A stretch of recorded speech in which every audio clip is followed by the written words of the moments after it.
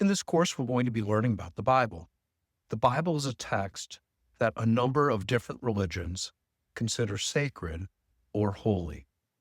And so it's important to stop and take a minute and think about what we can do to respect other people's religions or religious beliefs.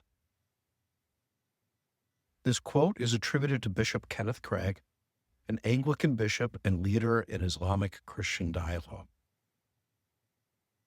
Our first task in approaching another people, another culture, another religion, is to take off our shoes, for the place we are approaching is holy. Else we may find ourselves treading on men's dreams. More serious still, we may forget that God was here before our arrival.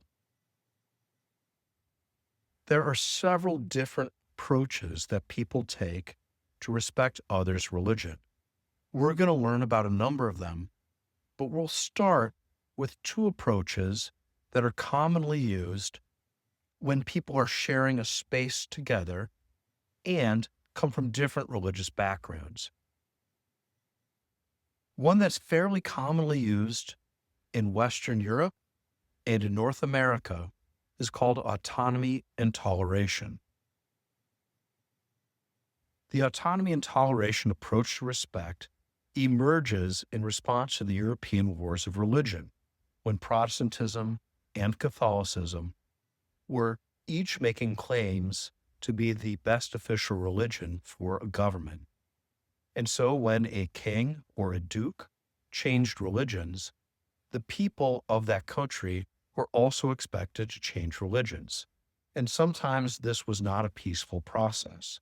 It resulted in the destruction of property and sometimes the murder of large numbers of people. And so in response to that, people thought it might be best to treat religion as something that people choose for themselves.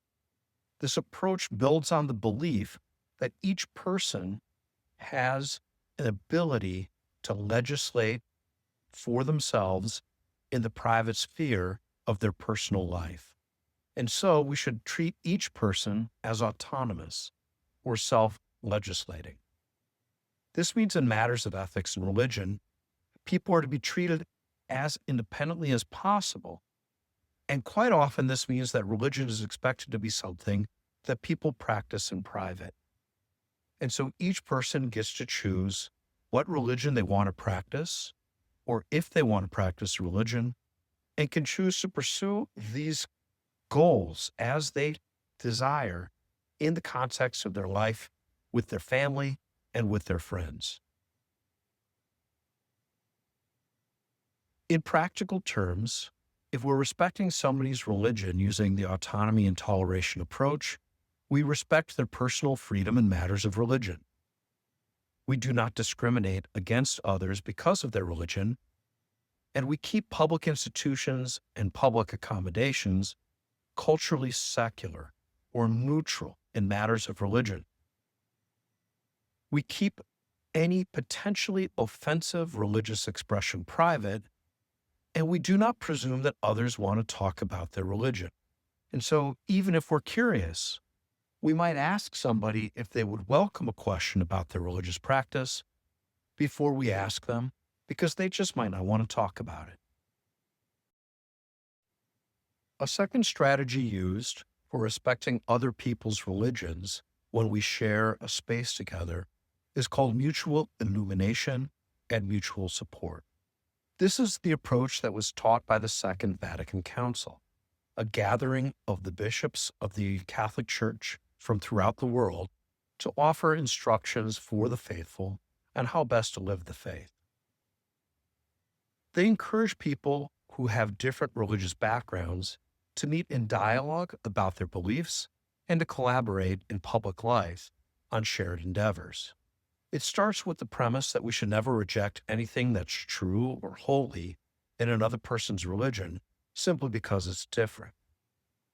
We also want to give each person the space to witness to or talk about their faith in public life. There's no expectation that people keep their religion private. In fact, we want to make space to allow each person to preserve and encourage their religious, moral, and cultural values of their religions. In practical terms, we want to approach other people's religion being willing to learn. We also want to remember that human beings need freedom to pursue any truth. And if religion is a matter of the heart, we also want to give people the freedom to respond to love with love. We want to respect others' freedom to form, inform, and follow their consciences in matters of religion. We also want to make reasonable accommodation so others can practice their religion. So if we're bosses, we give our employees an opportunity to celebrate the religious holidays. Or if we're running a school district, we don't want to charge as absences the dates when people are practicing their religion for holidays and festivals. So that means we need to know a little bit about the religions of the people we work with so that we can make accommodations for their practice. And we also want to honor any public expression of religion that doesn't disrupt public order or violate our laws. So we've learned about two different approaches to respect for other people's religion when we share space together. First, the autonomy toleration approach, which means we want to give everybody the opportunity to choose for themselves how they want to practice their religion, as long as they do it in private. It generally presumes you're going to keep public shared spaces secular so that we can share a culture in common when we're together, but when we're home with family and friends, we can practice our religion as we see fit. In contrast, the mutual illumination and mutual support approach sees any religion as a gift for the society in which people live.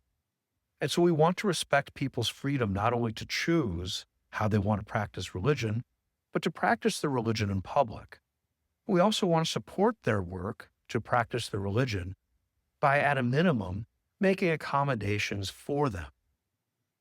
And we want to approach other people's religions with curiosity so we can learn what the particular genius is that religious tradition has so that we can learn from it and grow.